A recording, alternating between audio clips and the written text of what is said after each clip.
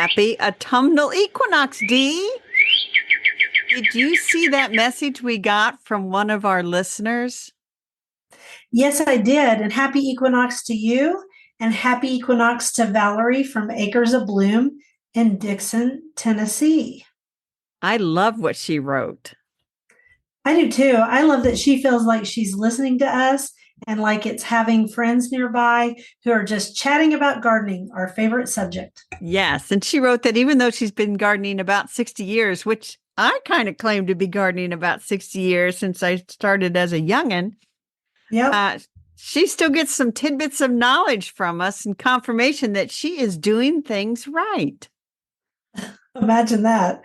And she also liked that we were keeping it real and humorous and just plain fun, but that's us in a nutshell. Yes. And so I'm going to get started on what is hopefully another fun episode.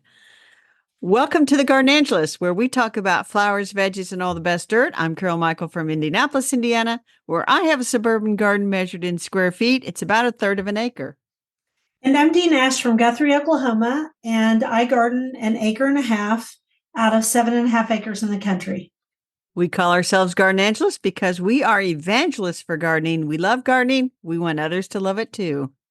Yes, we do, and we aren't afraid to spill the beans and tell all of our gardening secrets, the good, the bad, and even the ugly. But that's enough of who, what, when, where. Let's move on to this week's episode. Tell me about your garden, Carol. Well, it's the in-between time, and I keep thinking I'm going to write a blog post about that. So I've been doing some watering because until Friday night, we hadn't gotten any rain. And the tree seedlings especially stick out like green sore thumbs. They seem not to be phased by drought at all. So I've been pulling all those out. I picked a few more peppers and tomatoes. I started more microgreens for my talk on Monday. And Uh-huh. I deadheaded all my little pansies and violas so they don't get lazy about flowering. And they looked a little punky, and then I deadheaded them all really good, and they've all kind of perked up. And so that's a tip. When you get your pansies and violas in the fall, don't just plant them and forget them. You need to deadhead them and kind of trim them up a little bit. Then they'll stay more lively. How about your Yeah, garden? do it. Do it regularly. It helps. I planted a few pansies because it's just now. I mean, we finally had a cool front. Last week was so hot. And then a cool front came in this morning and we're getting just a little bit of rain. I hope we get more Me because we too. are dry, dry, dry. But I planted a few pansies. I planted little kale plants, some Brussels sprouts, which I've never grown, and some lettuce. And I'm waiting for turnip seeds to come in the mail from Seeds from Italy because I also bought garlic from them this year. Yay. And let's see, I'm also waiting for a little bit more lettuce. And then I found a new organic potting soil that I can actually use because it's poultry litter instead of bone meal and blood meal, which was Excellent. thrilling. And I actually did a little video on it, which we're recording this on a Sunday, the equinox. And I recorded it this morning and I posted it to Instagram. And then oddly, Eden Brothers sent me my tulips. I was like, Oops. oh, why? It's too hot. So I think they think I live where, like north of you. North of you. I can't imagine anybody would look at an address for Oklahoma and think north, but Think, oh yeah, she needs tulips now. So what I did is I put them in my garage refrigerator, and that works okay because I don't store any fruit in there. that's right. And that's another tip. Don't put your bulbs in a place where you store fruit. I mean, you can put them in a paper bag way far away from the fruit, but just don't do it because the fruit, the ethylene in the fruit, will kill the embryo in your bulb, and then you'll be Exactly. sad. You will be very sad. So that's what I did. And other than that, I'm weeding, cutting back, taking the garden back from the wilderness, et cetera, et cetera, et cetera. Yeah. I once wrote a blog post, and this goes back probably 10 years, called "The Wilderness Called. It Wants Your Garden Back." Oh, that's funny because I was just thinking I should do a blog post saying, you know, The I don't wilderness know. called. It wants your garden back.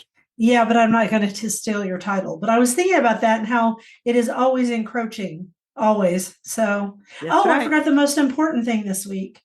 What is We that? hired someone to knock down all the trees in the lot across the street. I saw some videos you posted about that in your stories. It looks a lot better. I mean, we couldn't get them all because we don't own the ones on the next lot and we really couldn't knock their dead trees down. But our lot looks really good. And I've had several people reach out and say, what are you going to do with that? Are you going to make a meadow? I'm like, oh, heck no. I have a meadow. I don't need another meadow. So right now we're just waiting for the little oak seedlings to come up because, our oaks grow together in a group. Right. And so they'll come up from the ground. And now we don't have any eastern red cedars to choke them out. So that was exciting. That is That's very all exciting. I've got. It's been a very busy week. Yes. And the cat just walked across my. I heard the cat and I'm like, you were talking while the cat was moving. And so I will say to the listeners, they'll say, why didn't Carol edit out all that movement back there, all that noise? And it's like, because when Dee's talking, any noise that comes through on her end, I cannot do anything about it. So the cat was literally walking across the back of your chair. Let's play favorites. She is again. So you go first. So with all this heart drought, I mean, things are looking a little bit sad, but I went out there and I have this little celosia. I bought one plant in the spring because it has purplish green leaves. I thought, well, that'll just be nice. It was sort of miscellaneous. I stuck it in a pot by itself. It's called Celosia argentea Soul Gecko Green. And it's just covered with little pink, like 1-inch tall flowers, typical of celosia. Looks really pretty. It doesn't mind that it's been hot and dry. Of course, it's been watered. So it just looks really nice. And it just goes to show some annuals are done by now, but others are thinking time to shine. And that would be time to party. Time to party. That would be my celosia, Soul Gecko Green. We'll put a picture in the newsletter. So celosias are amaranths. And my big, giant, tall amaranth is like dancing. It's so excited, right? Dancing. And it's about, 15 feet tall. And my celosia, I actually did a little post on my celosia because it is just doing great too. It's China Garden. So that's something to think about for our listeners is stuff that likes it late, the late show. Exactly. How about your favorite? So speaking of things that like the late show, I got a little coleus called Stained, I think it's Stained Glassworks Raspberry Tart, and it's a coleus from Doom and Orange. It's a sun type of coleus. This was one of those trial plants, and it came in, and actually one of them was half broken because, celosia, not celosia, well, celosia is this way too, but this cat is driving me crazy. I don't know what her problem is. She's on the back of the chair. Raspberry Tart coleus. Coleus are kind of stiff and brittle. And so one of the arms was broken off. So don't worry about that if that happens when you're bringing one home. They'll just grow more. And this one's beautiful. It has withstood the heat in a very crowded pot, and it still looks beautiful. So you'll have to send me a picture for the newsletter. I will. All right. Question of the week. You got this questions. And the person asked you say asters are great. So which asters should I buy? Because you also said we don't want people to buy the wrong ones. And I'm thinking, I don't believe I've ever bought the wrong aster. So Dee, what are you talking about? Okay, I'm thinking of two different things. One is some of the asters in the store are just those little rounded asters. And if you buy them in full bloom, they're going to poop out on you in less than a week or two, just like your mom's would. And when I say buy asters, I'm talking about like the Symphyotrichums that are just amazing. And they're more like our native asters. The other one that I would say I would not buy if you water is heath aster. So if you're putting heath aster in a meadow that doesn't get any water, great. But it has rhizomes for stems, and the rhizomes can be a real problem in a heath aster. But I've kind of made peace with it. So I would say some asters and the aromatic asters, some of those can be aggressive too. So I think it is a little bit complicated. Yeah. And you wrote down here, your favorite is Bluebird, which is obviously blue. Another great blue one is October Skies. Love it. It grows short. Bluebird grows tall, even if you cut it back. And it kind of sends out these long stems They're a little awkward that you have to prop up, but it's still worth it. And then Alma Potchki, she's a darkish, reddish, purple, maroonish color. She's really pretty. She can be quite aggressive, but she's beautiful. And then in my garden, I really just have the hand me down, the pass along plants from my Aunt Marjorie. They just self sow. And if it's in a place where it's like, you can grow there, I just leave it. So that's the other thing. If you know a gardener who has some decent asters, usually they self sow and you might be able to get a few if you Yes, don't they will care. share because believe me, my garden is covered in asters. People don't mind sharing. They do So, not. do you want to do that quote? I do. I think September the is cat has, dressing. I'm sorry, I'll let you start again, but I was going to say, I think the cat has settled down. I think she has too. Just leave her be. September is dressing herself in showy dahlias and splendid marigolds and starry zinnias, and that is Oliver Wendell Holmes. There are no showy dahlias here at my house. They're None too much here. trouble. There's none But here. we have splendid marigolds and we have starry zinnias, don't we? Yeah, and I will say this. So my garden club is planning programs, get this, for April 2025 through Okay. March 2026. So we plan Good pretty Lord. far in advance. And apparently there's a dahlia garden somewhere on the north that they're like, we need to go see this. And I think it was September, we put it down for September of 2025. So I might get dahlia fever from that, but I kind of doubt it. Occasionally I grow them, but they really are hard. And honestly, the grasshoppers love them. Yeah. And they're just hard because they come from the mountains of Mexico. They want cool nights. We don't But have those. we're not talking about dahlia. No, actually, we're not. Our flower topic is border plants for the front of the garden, extra credit for ones that help pollinators. I suggested we each list 3 and then we'll talk about them. And then I said I have 4 because I'm an overachiever. Yes, but I do question one. So what is your first one, Dee? Aster ericoides snow flurry, which is a heath aster, but it's not the one that has the rhizotomous stems. It's not the one that causes me trouble. Is that the one you had questions about? No. Oh, interesting. So this little aster hugs the ground and it makes a very nice border plant. And I bought 2 more of them from Bustani Plant Farm. He has them this year. I bought my first one from Marilyn Stewart, and people locally will know who that is. She owns a company called Wild Things Nursery, and she often has it in the spring. So it's covered in white blooms.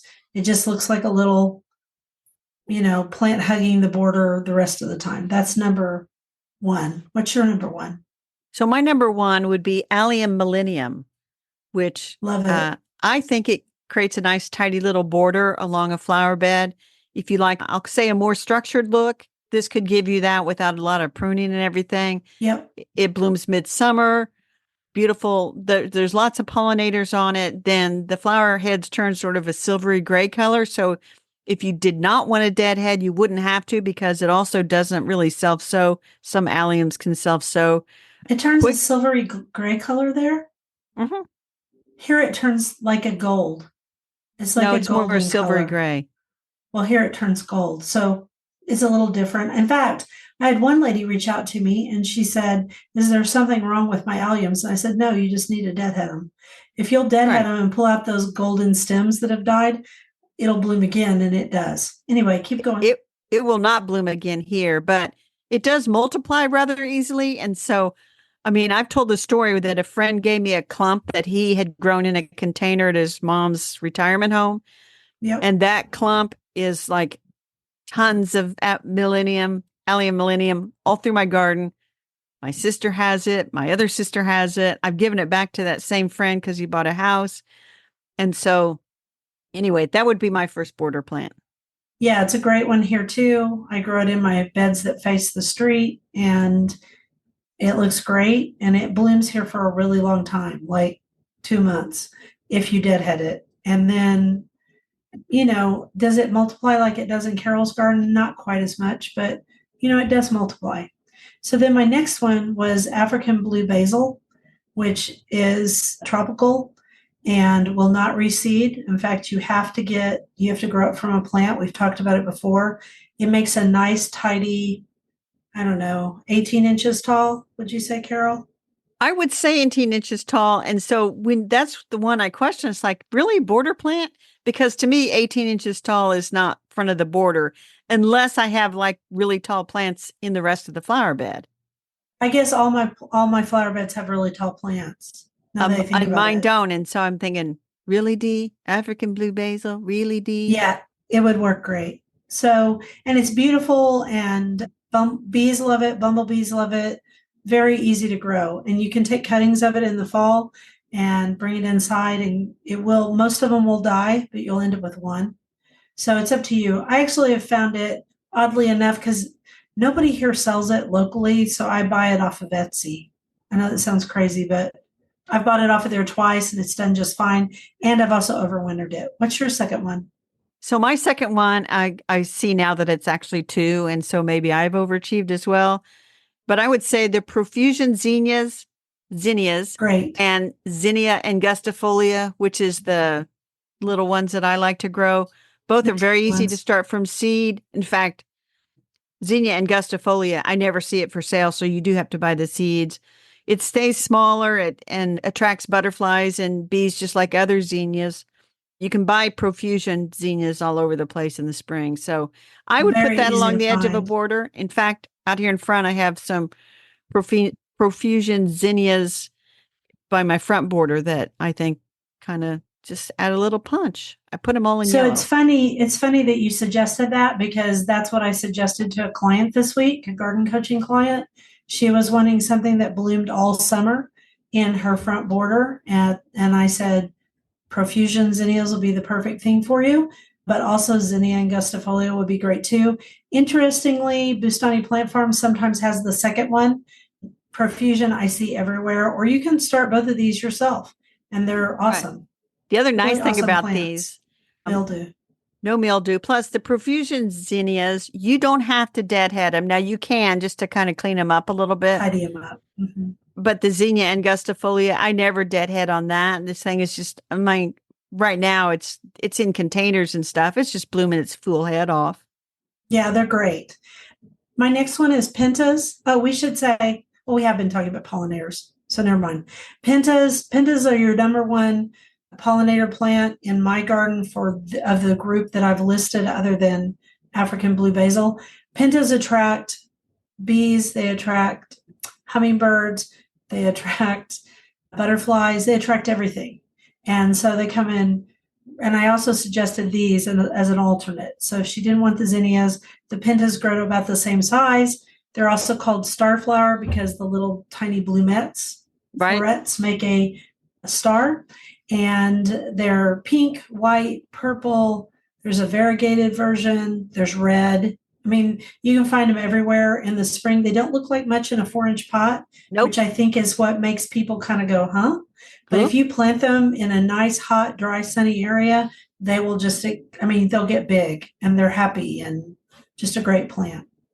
So my next one was the geranium variety Roseanne, Mhm. which literally blooms all summer. It's out there blooming now and it kind of weaves in and out amongst the flowers kind of, and so I think that's a lovely one to put in the front of the border and the flowers will kind of show up in the weaving through everything else. So I put that one in there. Even though some people say they have trouble getting it established, it is a perennial.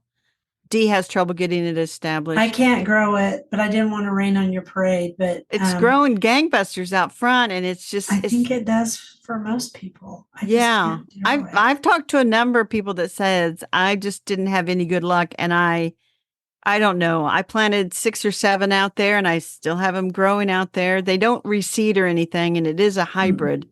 I think It somebody is a asked us, hybrid. That was a question. Somebody asked if you could yes. grow it from seed. No, No. you won't get the same thing because it's a hybrid, even if it produces seed.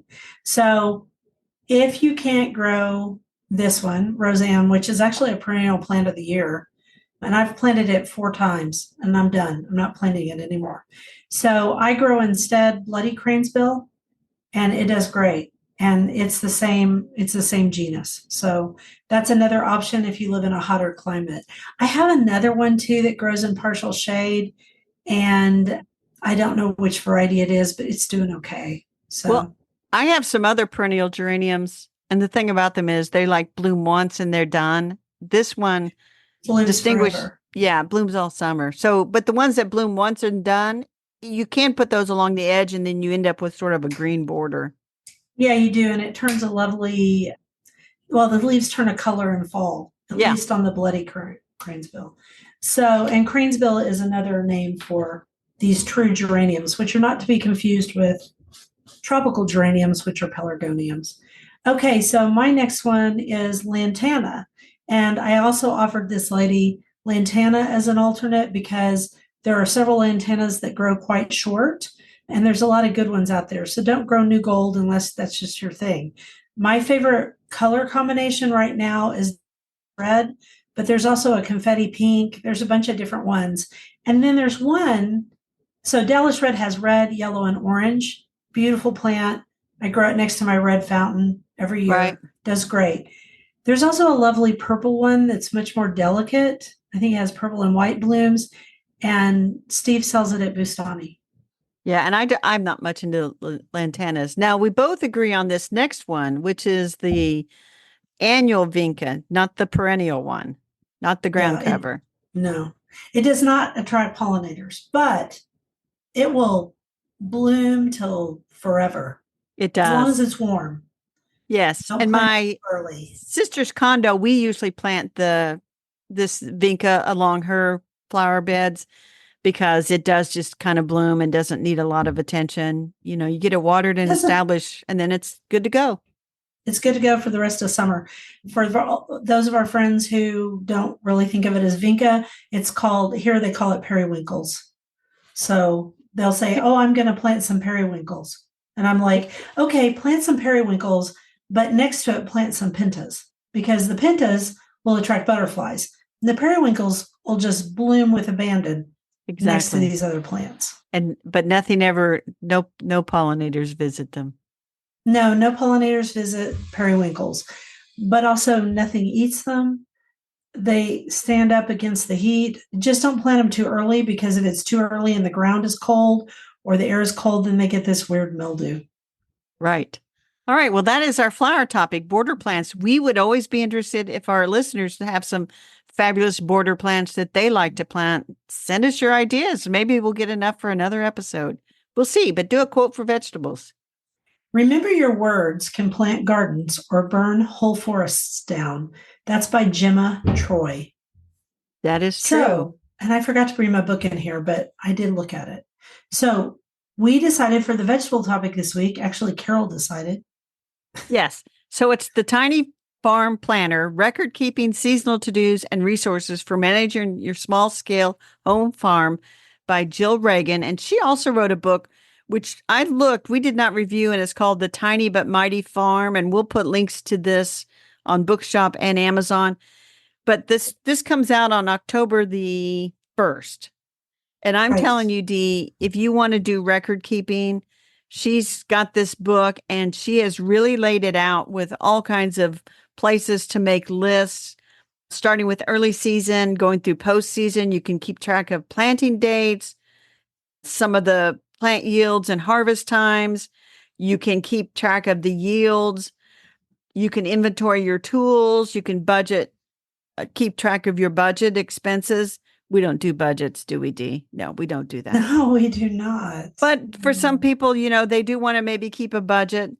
You can keep track of seed starting and planting schedules, pests and diseases. So if you have pests and diseases, you can keep track of which ones and how you treated them and whether that was successful.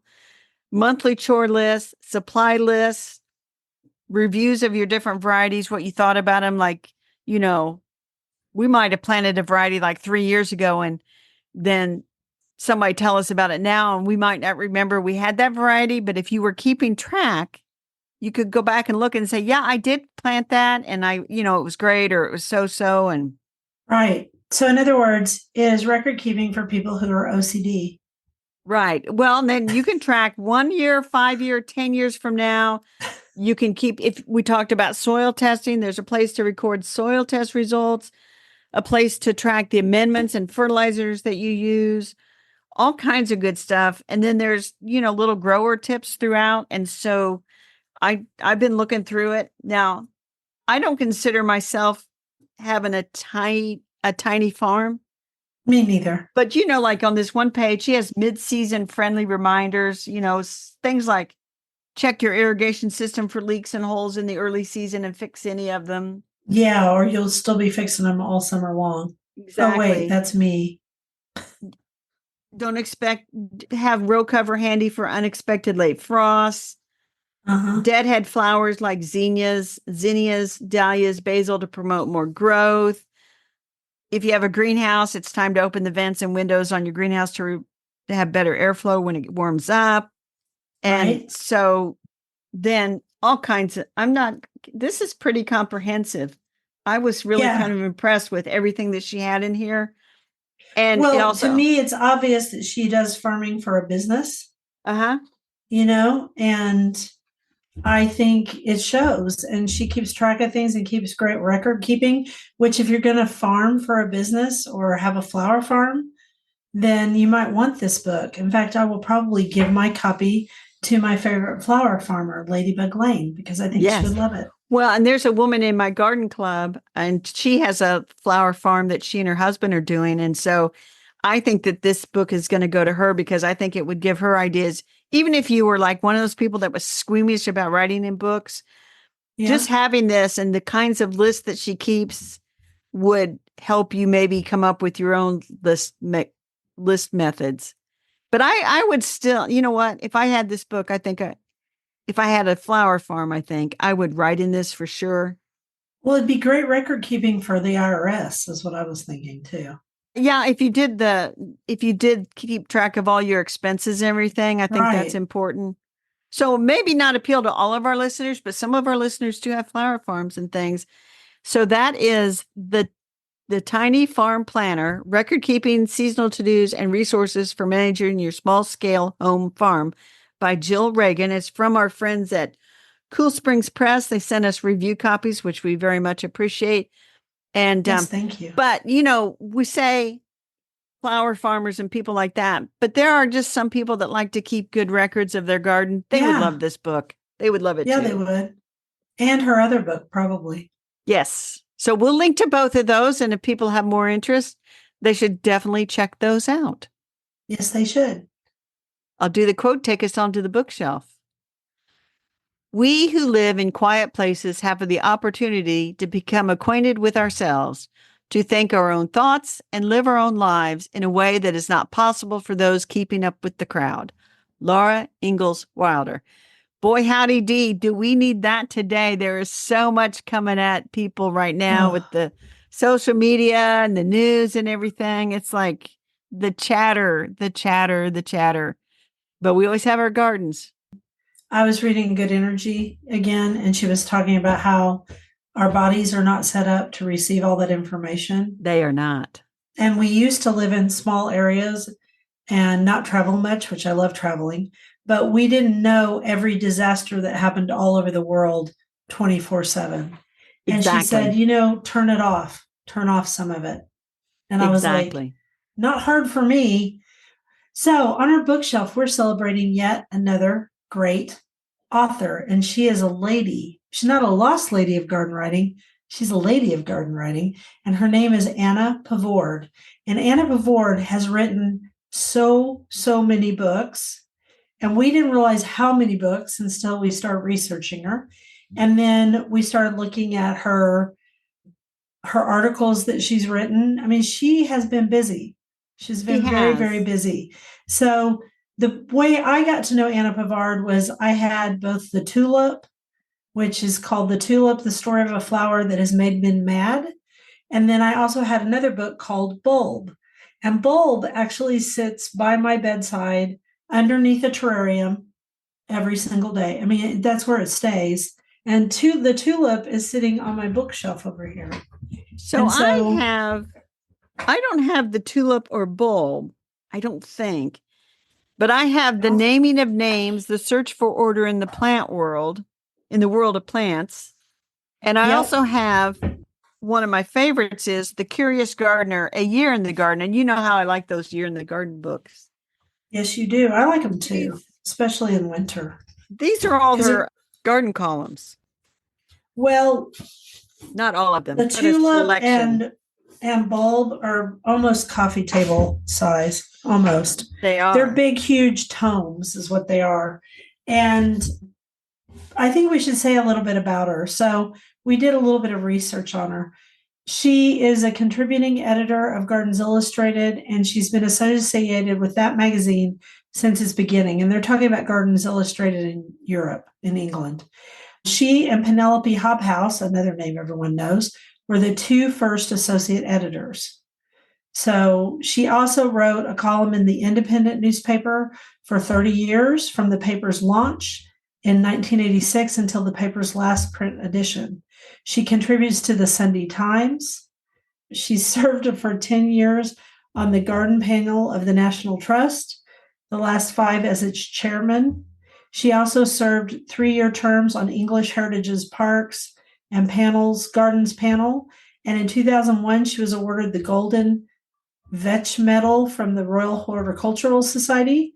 And for more than 40 years, she's lived in West Dorset. And she has gardened on a steep, sunny slope. So, very, very busy woman. Obviously, she's an English garden writer. She's, Yes, she is.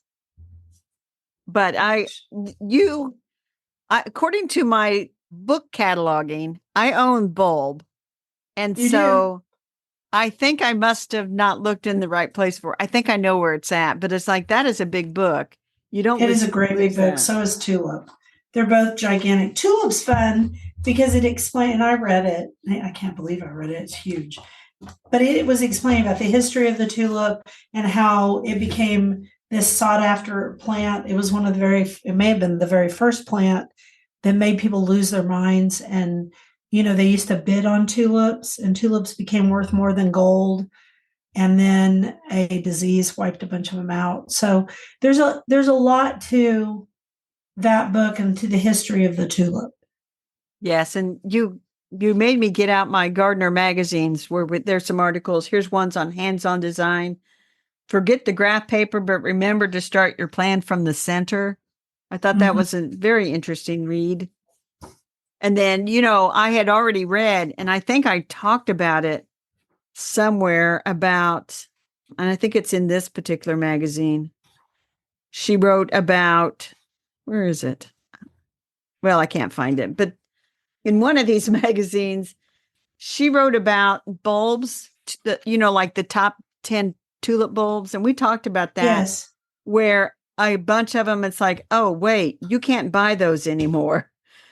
No, they've gone out of style. Yeah. Which happens. It happens. I mean, sometimes they develop better ones and sometimes they just aren't popular anymore. Or in the case of tulips are a strange thing. So sometimes they just die out. Well, and so she is an excellent writer. And like I said, and I'm not going to claim that I've actually read it. The naming of names, I've just pulled it up. This is also a huge volume. Goodness. I mean, there is tons of information in here. She really knows her stuff and she knows her history. And so if you want to get some Anna Pavord, the book I really recommend, if you don't want to get the coffee table books or whatever, is this book, The Curious Gardener, A Year in the Garden. This is a paperback edition. Again, it's one of those bedside table books where you could just pick it up and you could flip to the month and you could read just a few things. It ends with a task list for each month, which is obviously for Great Britain. Here for Great Britain, in Dorset specifically. Right. But you know what? That's okay. You can still translate it to your area. It's just sometimes they have milder winters than we do. Yes. And milder summers. And so that's the one I would start with if I was going to start with Anna Pavord. And I think this one, The Curious Gardener, I'm going to look up here. I do not have a bookshop.org link, so it is probably out of print. Or you probably can get new copies, just you'd have to go to the Amazon to get them. Because it's not, I don't think it's that old of a book. I'll look up here. Yeah, but it's from Great Britain. And so sometimes the stuff from Great Britain doesn't always make it over here as easily Yeah, it's as you from would think. Bloomsbury Press, and I do think you Right. can readily get it. It was published in 2010. I think you cannot get it because of how bookshop.org is set up, but I think you can get it easily from Amazon. Good copy, new You copies. can get it for $9.99. It came out on November 1st, 2010. So Yes. we will link to it. Yes, it is. I think it's a good book. It's a good, like I said, bedside table book. I do too. And I think she's an eloquent writer, and I really appreciate that. She is. Yeah. And she's one of those writers you get into her and then you're over there on YouTube looking up to see if she did any talks. And I think I've listened to a couple of her talks over on YouTube. Yeah, They're quite interesting. they really are. And you know what? You can look up her articles online too. She's got tons of those too. For some reason, my browser decided to close out our notes right in the middle of me looking up that thing on Amazon. It could be my fingers that did it. Okay, So so are you, you ready to go on to our I am. next If your thing? browser is reopened, you have a very nice quote to do. I'm getting there. Here we go. A Butterfly Talks by Annette Wynne. A butterfly talks to each flower and stops to eat and drink, and I have seen one lighting in a quiet spot to think. For there are many things he sees that puzzle him indeed, and I believe he thinks as well as some who write and read. That was cute. Interesting. That needs a picture of a little butterfly holding a book. It does. That'd be cute. Okay, so now we're going to talk about our dirt.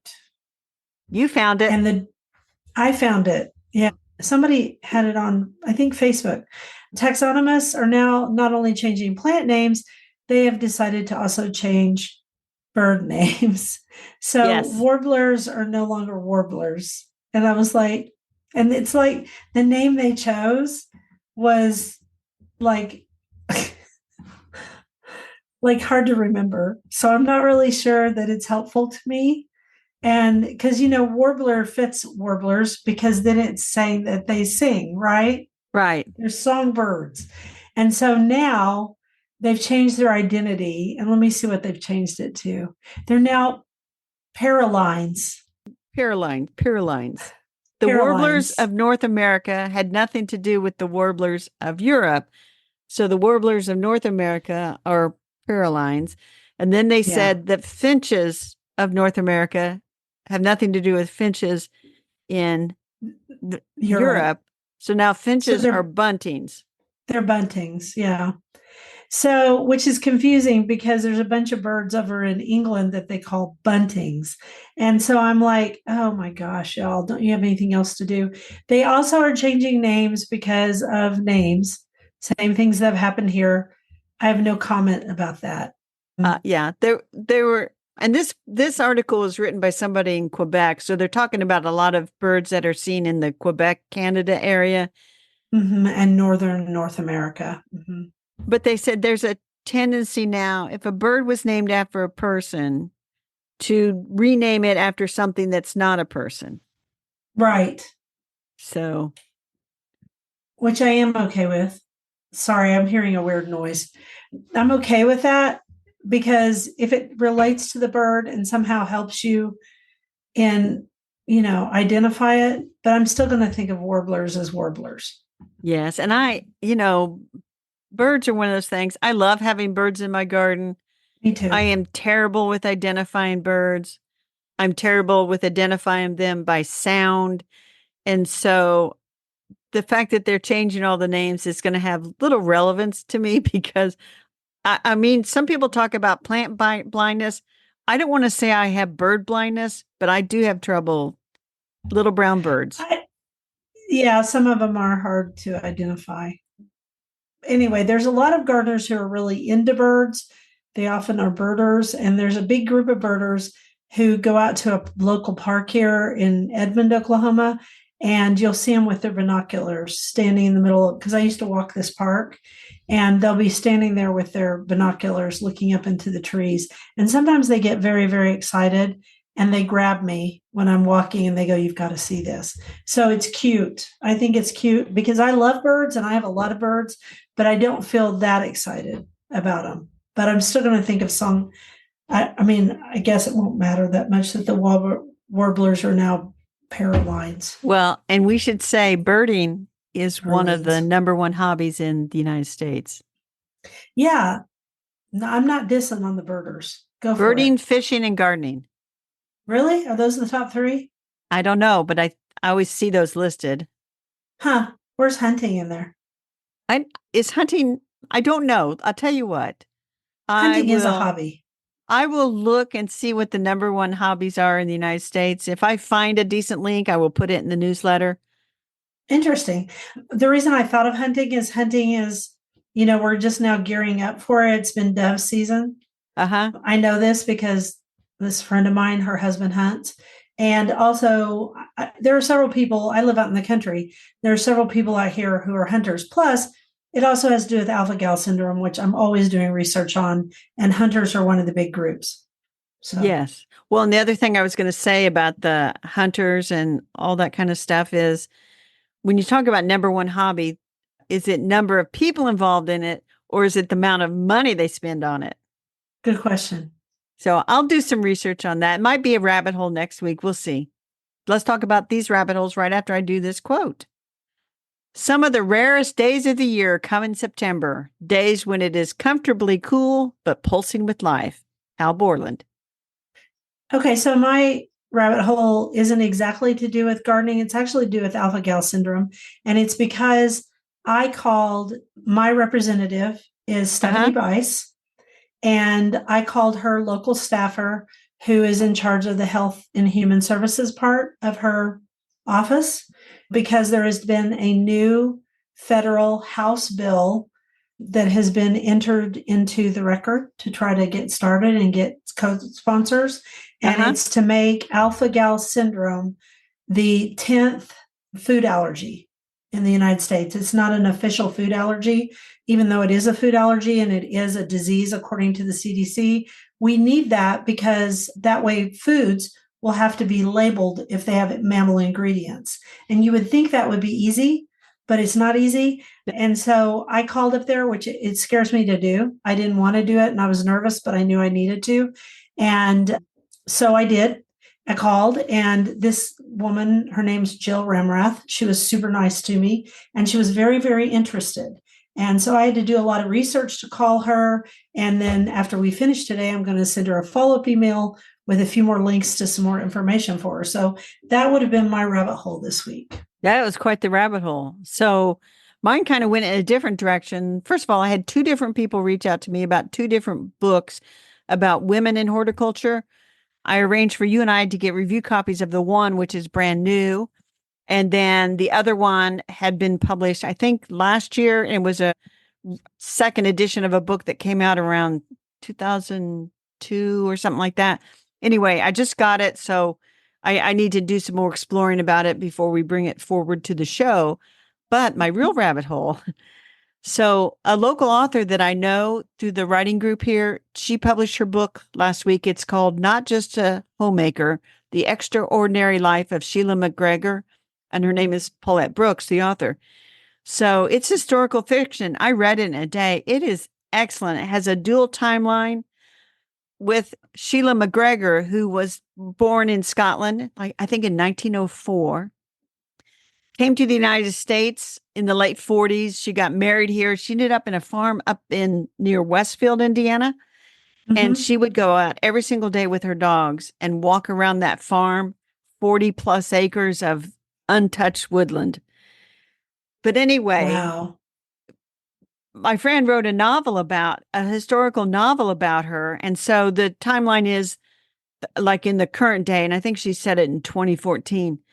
The person is moved into the farmhouse for a year while they make a park around her based on for all of Sheila's land, because what she Mm-hmm. did is before she died, she donated her land real time, Sheila McGregor, to the parks department up there. And so now they have McGregor Park, and it says Uh-huh. it's 99-acre passive nature park open from dawn to dusk rolling hillsides, natural woodlands, meandering creeks, native prairies. It was established in 99 when Sheila donated 42 acres to the park. It includes woodlands, wetlands, native tree prairies, and more. They've added just a little bit of structure, but it's Uh-huh. meant to maintain a passive nature park, which means they will do very little to the nature part of the park. They'll leave it Right. intact, which was her wish. That's So awesome. Are you going to it, go? I will probably go up there. I emailed a friend of mine from Garden Club that lives up there that is in the Nature Study Club, which kind of plays into the story as well. And she said, cool. They actually go hiking in McGregor Park quite often, she and her husband. So, anyway, it's a really good historical fiction, dual timeline. You get the World War II history a little bit. You get Scottish history. You get Central Indiana history. Anyway, not just a homemaker. The Extraordinary Life of Sheila McGregor by Paulette Brooks That is is cool. is a very good read. And my friend did an awesome job with the book. I mean, you can get it on Kindle. You can get it from bookshop.org. We'll put links in the show notes. That's awesome. I'm so glad she did that. Yes, it's very good. So, garden commissions, you want me to go first? Please. So, I'm going to go and work over in the mountain mint area of my back garden. And I have two kinds of mountain mint, and one of them is a running type, one is not. I hate the running type.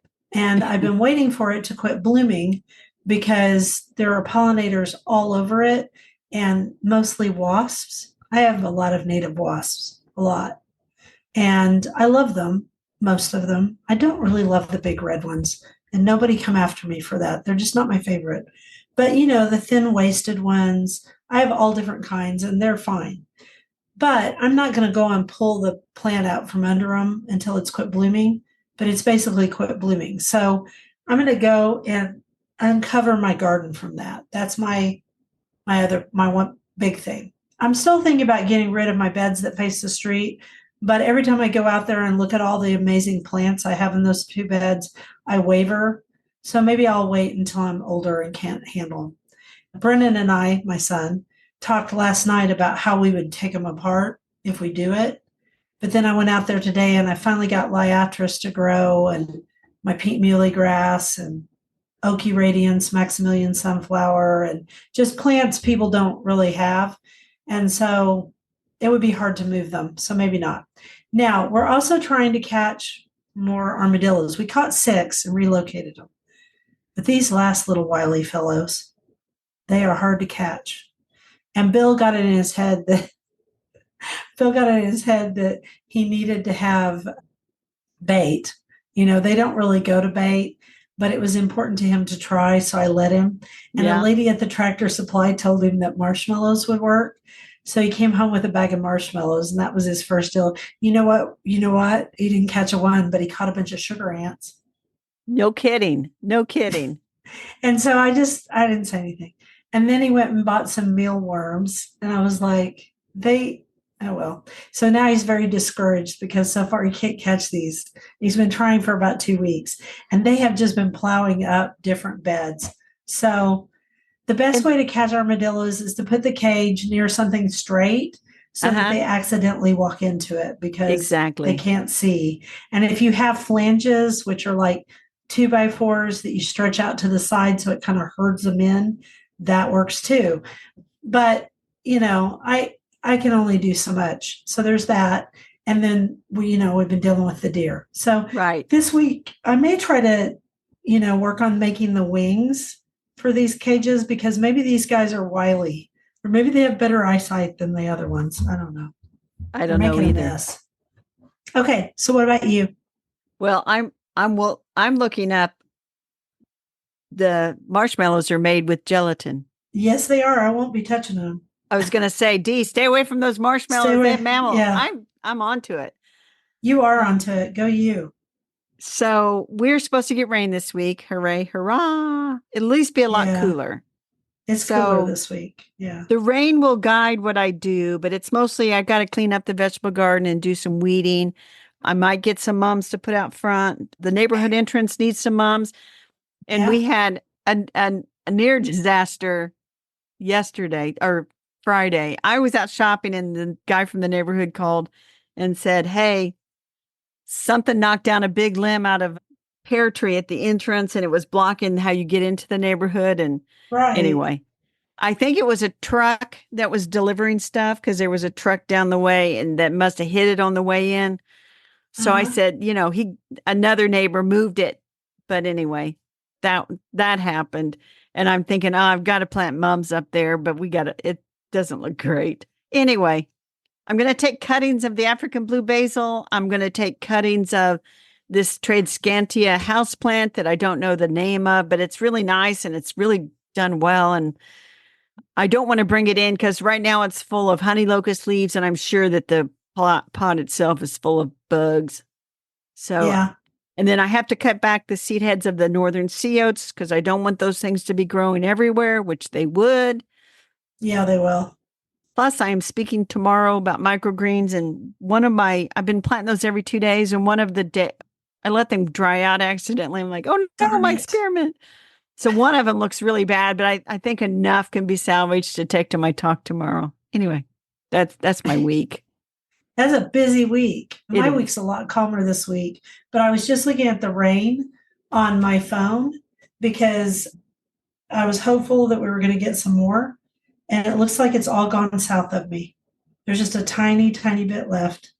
Ah, alas, alack. That's the way it Alas, goes. alas, alas. Shall But we anyway, shall we wrap it up? we're going to wrap this one up. I hope people had some fun with it. Thank you for listening to the Gardenangelist. I hope you've hit that subscribe button so you don't miss a single episode.